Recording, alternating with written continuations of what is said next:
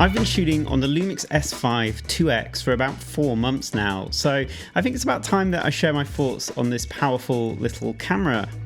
If you're new here, hello, I'm Ed. I'm a London-based director and DP, and I shoot on a range of cameras from small DSLRs like the LUMIX S5 to larger cinema setups like on my red Komodo. I've already given my verdict on the S5 Mark II as well as the Mark I, so do check those videos out, especially to get my thoughts on the updates that came with the new Mark II line of cameras. In this video, I'm going to look at this camera after using it professionally as a filmmaker over the last few months, but also to capture YouTube content. We'll take a look at how I work with this camera, how I process my footage, and what I like and what I think could be improved. As there are currently 3 LUMIX S5 models to choose from, we'll also look at which of these 3 cameras might be the best for you. So this will be a deep dive video. Feel free to use the chapter markers to skip ahead. Otherwise, let's get into it.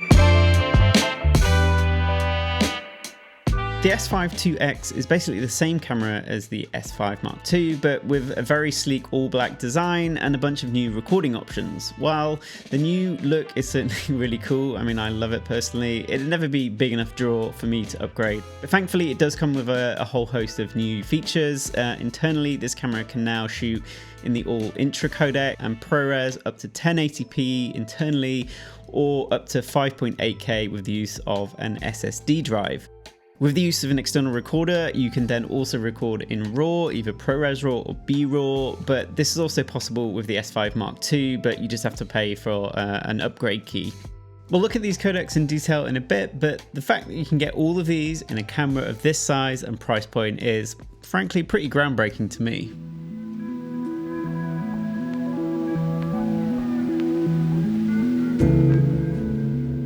I know I always go on about it, but I really love the Panasonic cameras, primarily for their image quality first. They just have beautiful, rich colors, and just the robustness of shooting in Vlog is just fantastic. Over the years, I've found that Vlog is one of my favorite log profiles to work with in post. I moved over to working in Resolve about 18 months ago, and since then, I've been blown away by the image I can get when grading with Vlog. Just really thick, deep, beautiful colors that I just wasn't able to come close with when working in Final Cut Pro 10 or something like Premiere Pro. All the codecs offered in this camera are really robust and really great for allowing you to push the image in post, you know, whether you want to achieve something super clean and slick, or whether you want to push something, you know, that is a bit more grungy and film-like and organic. I think one of the main draws for me for choosing to work with Panasonic cameras has been the way that they render skin tones and the balance and vibrancy of colors that they capture. For me, they've just always seemed to have a little edge over when I've worked with anything with Sony or Canon. Having said that, straight out of camera, I do find that LUMIX S5 cameras tend to produce an image that is maybe a bit too sharp for my liking, and I guess with these cameras, this is due to one of my main gripes. The fact that it doesn't have an optical low-pass filter. As a result of this, everything just looks a little too harsh for my liking. You know, for some people that might be exactly what they want, you know, nice and clean and sharp and digital looking. But for me, it's not really a look I like to push for in my projects.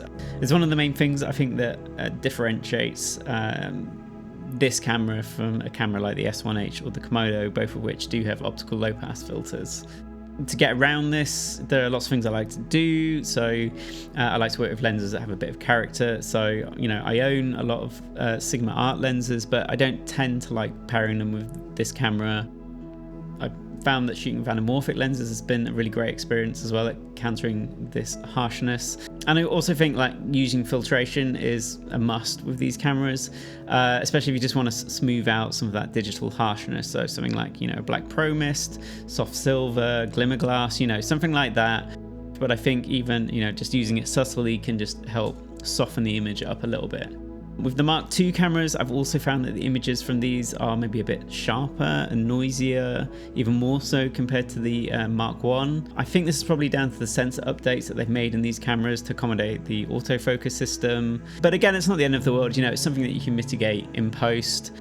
But, you know, if you want the simplest and smoothest image out of any of these cameras, I actually think the S5 Mark I boasts probably a slightly softer and cleaner image out of all 3 of these cameras, and that's especially true at higher ISO gain. I found in the Mark IIs that, especially when you're on that 4000 ISO, it seems to be a lot noisier, especially in the shadows, than the original Mark I.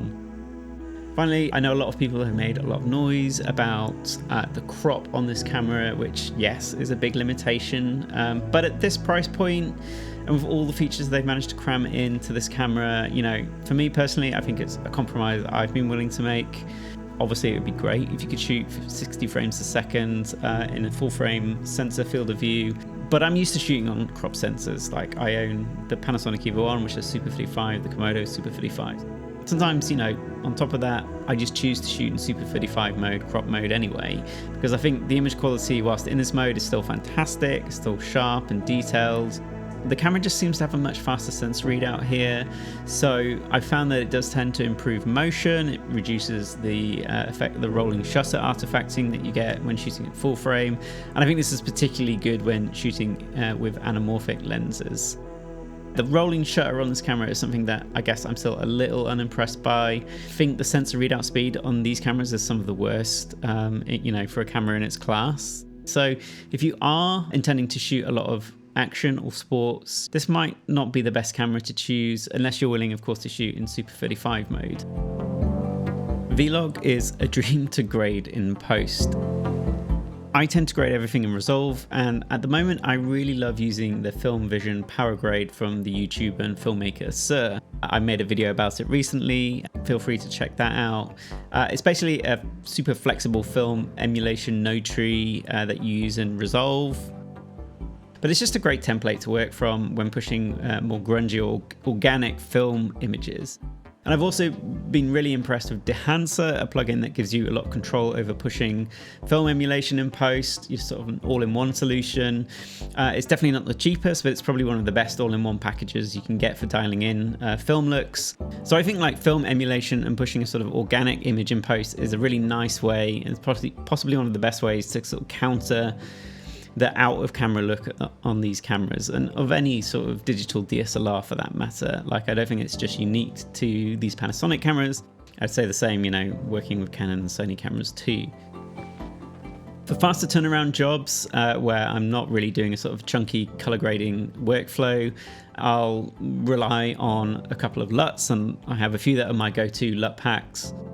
I think if you want something a bit cleaner, but still looks beautiful, I found that the Phantom LUTs, the Arri Alexa Phantom LUTs, are fantastic. They're available for a range of cameras. I use them on my Komodo as well, but they're well worth checking out. And I think they provide an excellent base to work from. I use them a lot in professional work. I will usually push the saturation and color density a little bit and keep my exposure fairly low. But yeah, when I want to push something that's not so grungy, that will be my sort of go-to thing to play with. I think also LUTs from Gamut.io are also worth checking out. I've used those as well in a lot of my professional projects. And again, they provide a really quick and pleasing result. Whatever I'm doing in post when working with S5, LUMIX S5 footage, is try to do something to also reduce that sort of sharpness, that digital sharpness. So in Resolve, I like to also reduce the mid detail between -5 and -10, depending on, you know, what look I'm going for.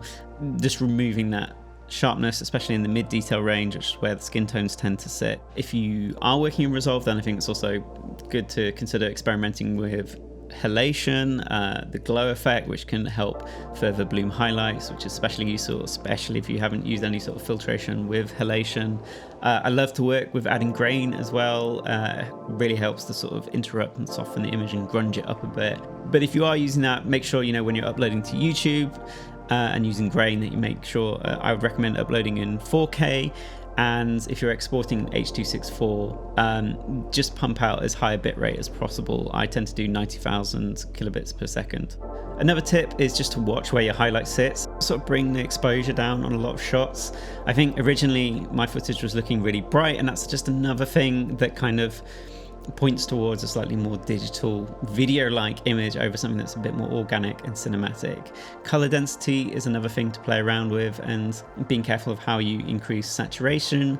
Using the hue saturation luminance technique is a really good way of boosting saturation and color density without sort of boosting the brightness of those colors. So it gives this really sort of rich color effect. So what is the All-I codec, or the All-intra codec, and do you really need it? It's one of the new codecs that comes in the LUMIX S5 2X and is absent in the Mark I and the standard Mark II. So recording codecs are basically a bit like recipes for storing your video information. Some codecs give you a smaller file size by taking shortcuts in the way that they store and record this information, while other codecs retain more data to maintain image quality, but at the cost of larger file sizes. Video codecs with more advanced compression tend to require more computing power, which means that they can slow your editing playback experience down, especially in the grading process. So it's just something to consider when you're choosing which codecs to use for your project. But with all this in mind, the vast majority of people, I think, are going to get on fine with the standard codecs found in the Mark I and in the S5 Mark II. Those are either going to be LONGOP or HEVC, which is also known as H.265. LONGOP essentially stands for a long group of images, and instead of recording every single frame individually, it will capture a reference frame and then make predictions about the following frames without actually having to record the data in those sequential frames. So because of that, it records less data, and for the most part, this is a really efficient codec, but I guess anything with really complicated detail that is likely to change a lot from frame to frame, like a snowstorm or trees blowing in the wind, that's going to be more challenging for a codec like this. But I really need to stress here that you really have to be paying attention to the video footage to notice it. The All-intra codec is basically a much chunkier codec, so unlike LONGOP, which doesn't record information from every frame, the All-I codec does. So it preserves far more information and detail across a sequence of frames. Now this does come at the cost of increased file sizes, but also it's much less taxing on your computer because it's far less compressed, so there's much less unpacking to do by the decoder. It's obviously still a compressed format, so just bear that in mind. The HEVC codec is probably the most modern of the three. It's much more advanced in its processing, making it much more efficient with smaller file sizes. The only drawback is that it requires a lot more processing power than the previous two codecs. It's much more taxing on your computer, and you're likely to really see that play out much more when you start color grading your footage or adding lots of effects and stuff like that. You can save a lot of storage space by shooting in these compressed codecs, but obviously just be aware that it comes at a certain cost. So in short, maximum quality, largest file sizes, go with All-intra. Most efficient, smaller file sizes, HEVC, at the cost of computing power. And if you want something a bit balanced in between those two, you're going to be looking at LONGOP. At the end of the day, it's unlikely that you're going to be able to tell the difference between these three codecs unless you're already stress testing them or pixel peeping. But if you do work in professional environments, where you deliver to broadcast or larger commercial jobs with post houses, they are likely to request footage delivered in the highest possible quality. The fact that such a cheap and small camera can shoot these very chunky and professional grade codecs and bit rates, it's going to dovetail very nicely into those professional workflows. Everyone loves ProRes. The only downside to ProRes is that the files are humongous. It's a very popular codec. It's very popular for editors because it not only plays back really well, but it also involves, a lot less image compression than the other codecs mentioned. And that's why you get these massive file sizes. The good news is that as we move forward into the future, storage cost is coming down. It's getting cheaper and cheaper. We're going to start seeing increasing workflows and more cameras involving ProRes capture and ProRes RAW or BRAW capture. I think these things are going to become the norm in production over the next 10 years. I personally love working with ProRes when I can because of how much performance I can squeeze out of it. On my laptop, I still actually just work from a 13-inch M1 MacBook Pro. It's still chugging along pretty well. And when I'm working alongside my Komodo, I will often opt to shoot in 4K ProRes on my LUMIX S5 2X. I think generally ProRes 422 is the best balance. I think if I was going to consider shooting in ProRes HQ, I would probably just opt to shoot in RAW because of the extra flexibility it gives me in post. I think RAW at first can seem quite intimidating to work with, but it's really not. Once you get into this workflow, it's just really difficult to go back to shooting compressed media because of, just the huge latitude and flexibility that working with RAW offers. With this camera, you can capture up to 5.9K RAW at 24, 25, and 29 frames per second. and that's in a 12-bit RAW. And you can capture this in ProRes RAW on the Atomos Ninja V, or with a Blackmagic Video Assist 12G, you can capture on that in BRAW, Blackmagic RAW. If you crop in on the sensor, then you can drop down to 4K and you can achieve higher frame rates up to 59 frames a second. I personally own a 5-inch 12G, I've had it for years, and I work in Resolve, so that's what I opt for when I shoot in RAW. Found the RAW footage coming out of this camera so much nicer than the internal footage. I much prefer working with it when I can. Yes, it's a bit of a fiddly setup to mount all the stuff to the camera, so it does come at the cost of convenience, but on professional jobs I'm going to be rigging it up anyway. The benefit of shooting RAW is that you sort of bypass a lot of that internal image processing that goes on behind the scenes inside the camera. So stuff like the sharpness issues and stuff like that tend to be, or they seem to be, less prominent when I've recorded in RAW. And of course you get a beautiful chunky 5.9K image, which is perfect for intercutting with my Komodo 6K footage. Having all those additional features like white balance and ISO adjustments available to change in post, it's a bit of a game changer, especially in a camera this size. I said the same about this in my original Mark 1 review, which, it's incredible that camera, which is, I don't know, 4 or 5 years old now, 3 years old now, was able to capture RAW with the recorder as well. So if you are working in mixed lighting scenarios, or, fast-paced scenarios where you can't always nail your white balance and exposure, it's really useful. Now, a lot of you might be scoffing and saying, why on earth do I need 6K? I tend to deliver everything professionally in 4K these days. I upload to YouTube in 4K, so having that extra resolution to reframe and add stabilization is actually really useful in post. The great thing about shooting BRAW is also that because it's compressed, you can also dial in your compression ratio to suit the needs and balance of image quality with file sizes. I'd really recommend trying it out sooner rather than later. If you have a camera that can achieve it, just having a go and seeing what it can do. And I honestly think that capturing in RAW is going to become one of the dominant formats in the next decade. As storage costs come down, as cameras become more advanced, having a knowledge of how to work with RAW video, I think, is really useful. You don't have to buy an expensive cinema camera to have access to it. So that's really cool.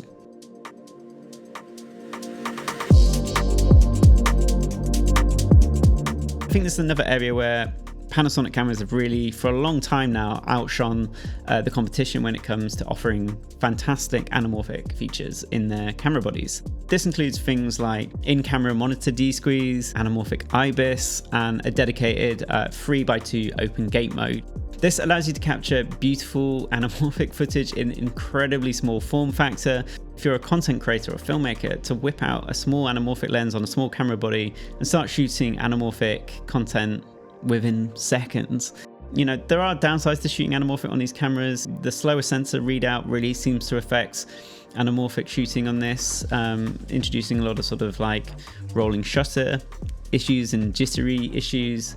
Also, because anamorphic lenses increase your field of view and make the shots a bit wider relative to spherical glass, the anamorphic IBIS on this really does seem to struggle with those wider focal lengths. When I was shooting recently with the Sirui Saturn 35mm, I did find a bit of jello wobble distortion going on in the corners of the frame when I had the IBIS enabled.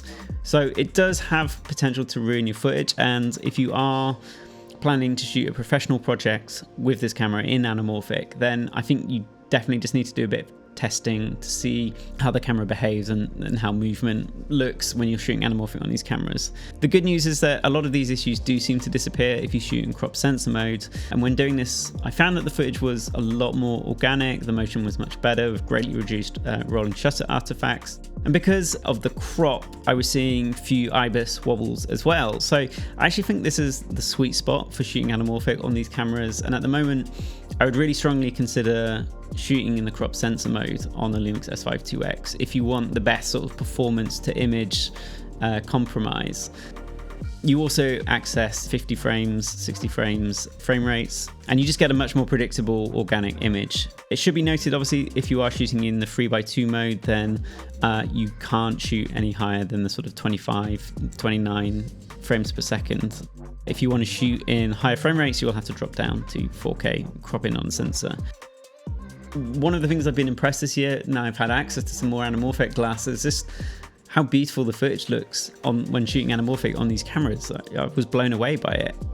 So a little while back, I was also using the Blazer 1.5 Anamorphic adapter and using that with my LUMIX S50mm. I really love that setup. It's a bit of a faff to work with, but the footage is stunning.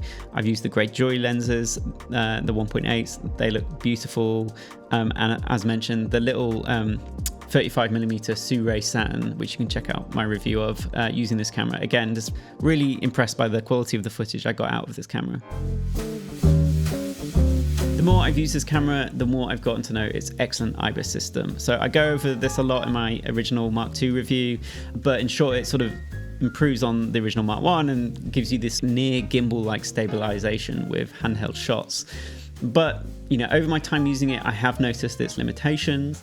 I think that using it with focal lengths below 35mm will introduce the wrath of warping and stabilization artifacts and jello, just stuff going on.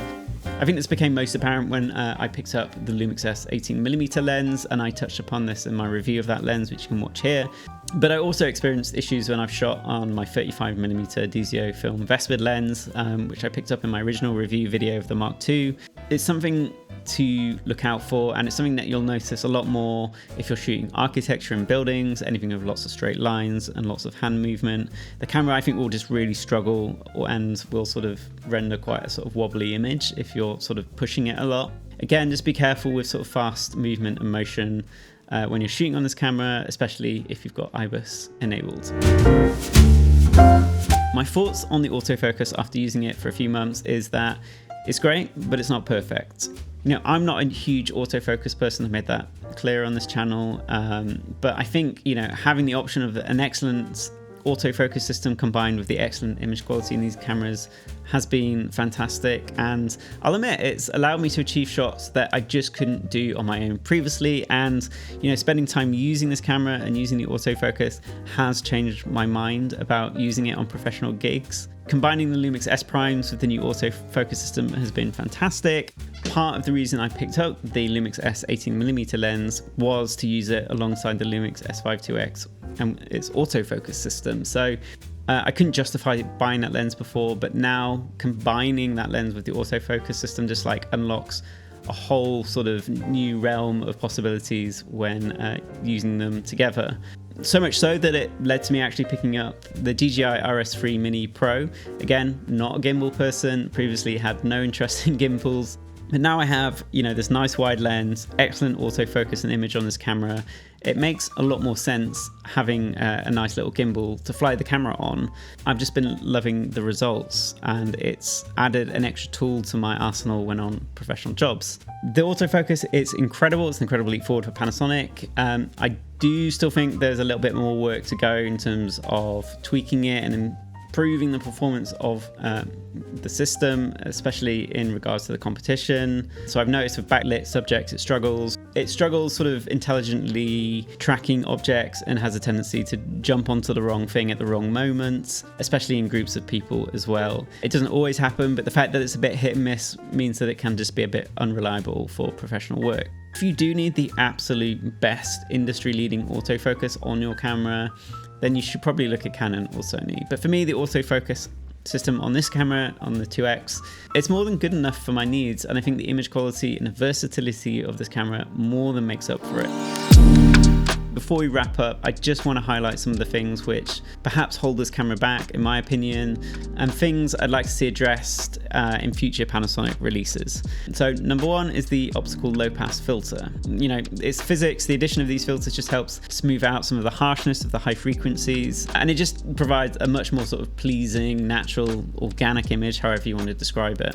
So it's really useful when shooting people. It helps smooth out details in skin, but it's also really useful when you're shooting anything with complex patterns or lots of straight lines in close succession. So if you're interested in shooting buildings or architecture or anything like that, you want to avoid, you know, interference patterns, moire patterns, and a low pass filter helps eliminate those.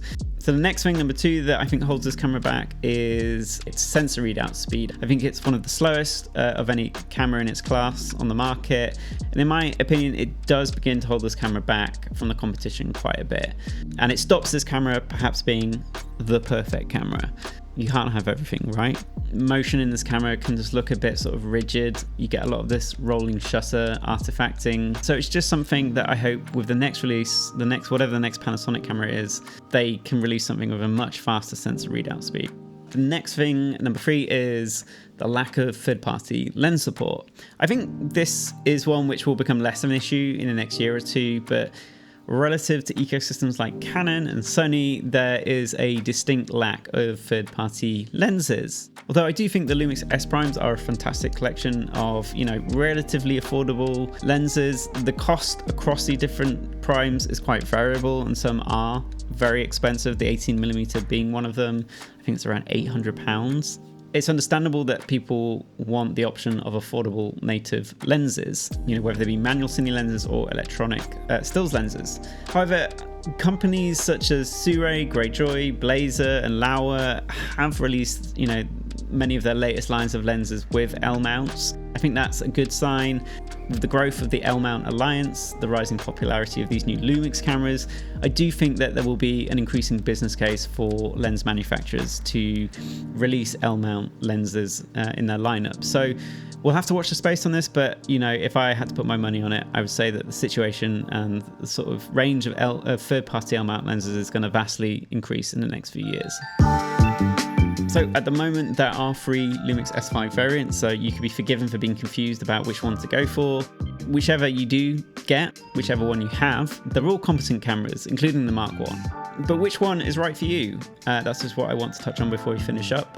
So, if you are solely interested in filmmaking, shooting on a budget, not interested in autofocus or IBIS and use manual cine lenses and stuff like that, I think the original S5 Mark I is still an incredibly sensible buy at the cost of not having all these extra bells and whistles that come with the Mark II.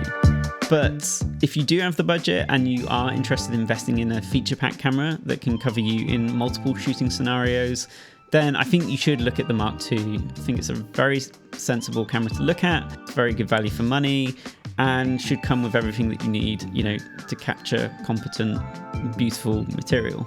If you're stuck deciding between a Mark II and a Mark IIX, I think it really comes down to the type of work you do, how long you intend to hold on to the camera, and whether you think you'll really make use of these additional recording codecs or want to use the RAW functionality. If you can confidently answer yes, get the S5 IIX. It's a no-brainer. If you want a competent B camera to go with a chunkier cinema camera, get the S5 IIX. If you think there's a chance that you will want to hold onto the camera for a while and you want to future-proof it, again, think about the S5 IIX as, that RAW ability, those codecs are really going to help it sort of last a little bit longer into the future. Potentially, if you see yourself moving up the ladder and working on more commercial and high-end projects, those additional codecs will probably come in useful at some point down the line. I've brought this along on a lot of professional shoots now. I've used it to shoot a lot of footage for my YouTube channel. It's become my main camera now for recording these pieces to the camera. The fact that it can tick so many boxes with a single camera body and that it can perform all these roles to a really high standard is a testament to how powerful and versatile this little thing is.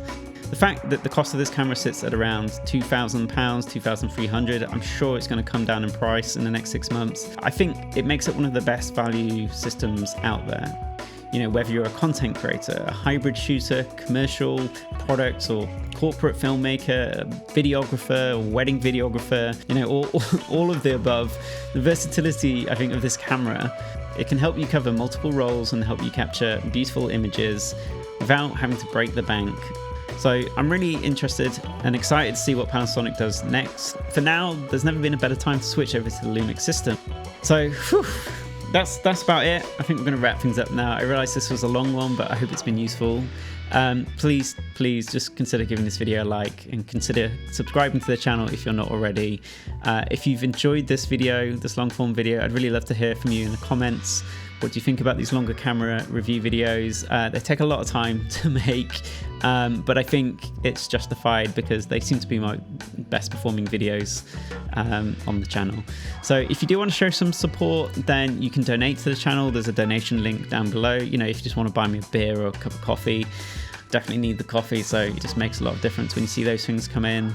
Or if you want to, you can check out my vlog color grading tutorials, and there's a few things you can buy. You can buy a power grade, or you can buy sample footage to practice on at home and follow along those tutorials. So those are available on my website, edprosser.com, so check that out if you want to. And then finally, if you do decide to pick up this camera, or the Mark 1 or the standard Mark 2, please remember you can purchase them using my affiliate links down below. It doesn't cost you anything extra, but whenever you buy something using those affiliate links, it does just give me a little bit of commission, which just, again, really helps support this channel. It means I can dedicate more time to creating this content. That's it. So yeah, I'm Ed Prosser. Thanks for watching, and until next time, see ya.